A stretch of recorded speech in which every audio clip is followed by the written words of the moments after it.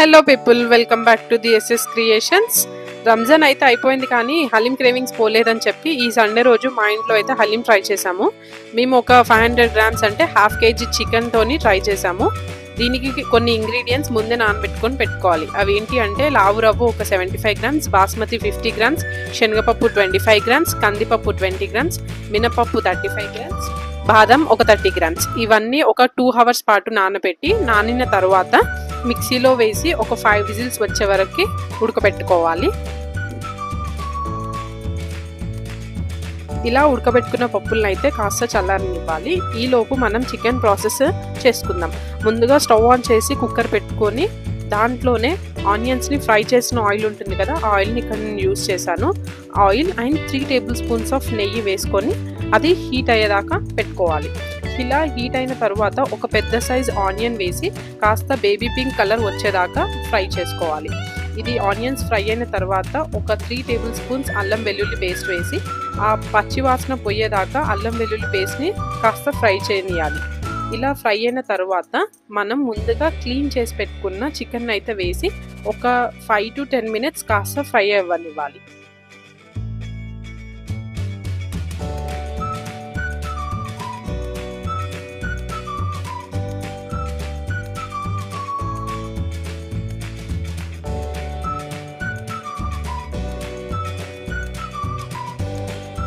ఇలా చికెన్ కాస్త ఫ్రై అయిన తర్వాత దాంట్లో కొద్దిగా సాల్ట్, పసుపు అండ్ 3 టేబుల్ స్పూన్స్ ఆఫ్ కారం అయితే వేసి ఒకసారి కలుపుకోవాలి. ఇలా కలుపుకున్న తర్వాత ఇంట్లో తయారు చేసుకొని పెట్టుకున్న గరం మసాలా కాస్త వేసుకొని కొంచెం సేపు ఉంచుకోవాలి.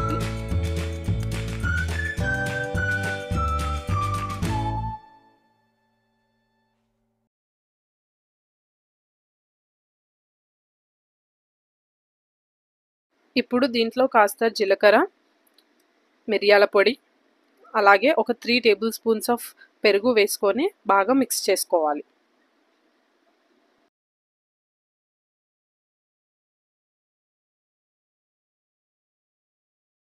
ఇప్పుడు దీంట్లోనే కాస్త పుదీనా, కొత్తిమీర, ఒక 4 పచ్చిమిర్చి వేసుకొని ఒక 2 మినిట్స్ ఫ్రై అవ్వనివ్వాలి.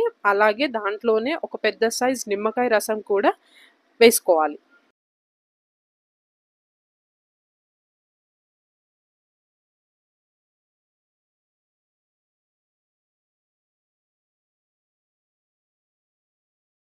ఇలా 2 మినిట్స్ తర్వాత హాఫ్ కేజీ చికెన్ కాబట్టి ఒక పెద్ద గ్లాస్ వాటర్ వేసుకొని ఒక్కసారి అలా కలుపుకొని ఇంకా విజిల్ పెట్టేసుకోవడమే. ఒక 6 to 7 విజిల్స్ వచ్చేంత వరకు దీన్ని ఉడకబెట్టుకోవాలి.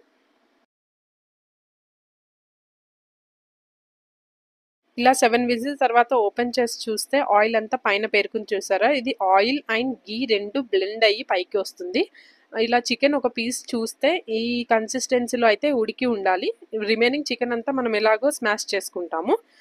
ఇలా పైన ఆయిల్ అండ్ గీ పేరుకుని చూసారా? ఇది కాస్త పక్కకు తీసుకొని పెట్టుకోండి. ఎందుకంటే మనం హలీం రెడీ అయిన తర్వాత లాస్ట్లో ఇదే వేసుకొని సర్వ్ చేసుకుంటాము.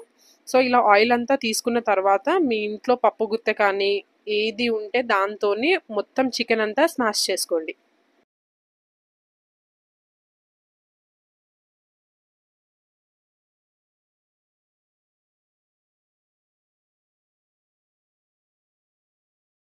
ఇలా ఒక 10 మినిట్స్ పాటు చికెన్ అంతా స్మాష్ చేసుకొని పెట్టుకోవాలి. అయితే ఇప్పుడు ఇందాక పప్పు దినుసులన్నీ చల్లారబెట్టాం కదా, ఇది మిక్సీలో వేసుకొని ఫైన్ పేస్ట్ లాగా చేసుకోవాలి.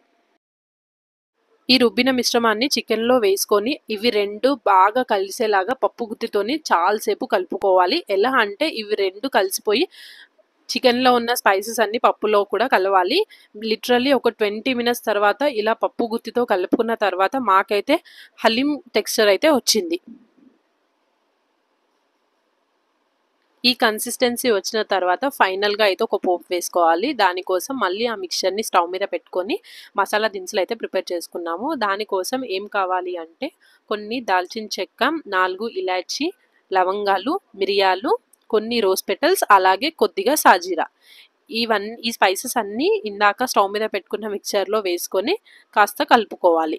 ఇలా కలుపుకున్న తర్వాత దాంట్లోనే ఫ్రై చేసుకున్న ఆనియన్స్ వేసుకోవాలి.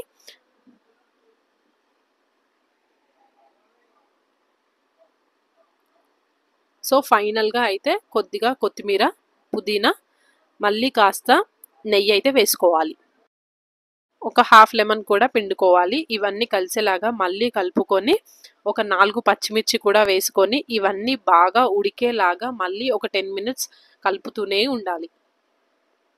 ఇలా కాస్త కలుపుకున్న తర్వాత మధ్య మధ్యలో నెయ్యి వేసుకుంటూ కలుపుకోవాలి. ఎలా అంటే ఈ మిక్స్చర్ మొత్తం గిన్నెకి అతుక్కోకుండా నెయ్యి పైన తేలేంత వరకు మనం కలుపుతూనే ఉండాలి.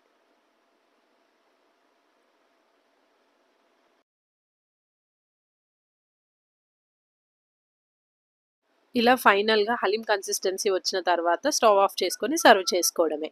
ఇలా సర్వ్ చేసుకునే ప్రాసెస్‌లో కూడా మనం ముందుగా తీసి పెట్టుకున్న ఘీ వేసుకొని ఫ్రైడ్ ఆనియన్స్, పుదీనా, కొత్తిమీర వేసుకొని సర్వ్ చేసుకోవాలి. అయితే ఈ రెసిపీ మేము ఎక్కడి నుంచి ఇన్‌స్పైర్ అయ్యామంటే పిచ్చకిస్తా బాబీ ఛానల్‌లో చూసి మేము ఇన్‌స్పైర్ అయ్యాం. బాబీ గారు మీ పిస్తా హౌస్ హలీం రెసిపీ మేము కూడా ట్రై చేసాము. ఫస్ట్ టైం చేసినా బాగా వచ్చింది. టేస్ట్ కూడా బాగా కుదిరింది. సబ్స్క్రైబర్స్ మీరు కూడా ట్రై చేసి ఎలా ఉందో కామెంట్ చేయండి. For more such content, please like, share and subscribe to our channel.